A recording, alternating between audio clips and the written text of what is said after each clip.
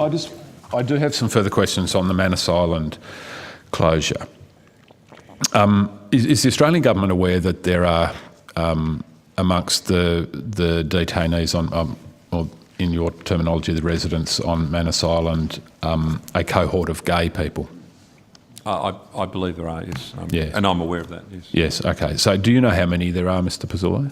I don't know readily. I don't have that readily to hand. If the Deputy Commissioner or other officers do, they can assist me. But I've seen it reported that there are some persons who self-identify, but I don't know how many people there are. That's okay. Would you have that available on notice? That figure?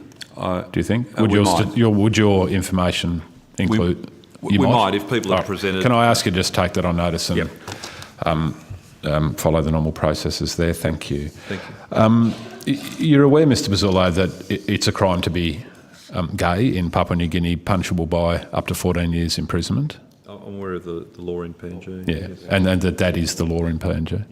The act of homosexuality. Yes.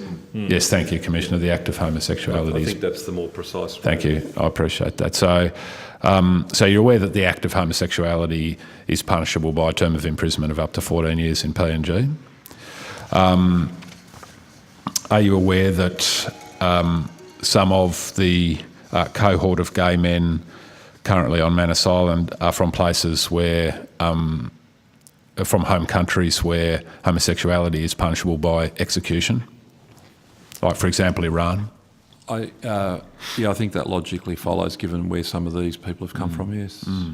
So in the announcement that was made in the centre that I've got an audio copy of, if I can play it if you like, but if there's any doubt about what I'm suggesting, but the choices available, which are actually choices that have been confirmed by the Australian government publicly as well subsequent to that, are go home to your home country, go to a third country if you have rights to go to a third country, or stay in PNG. Yes.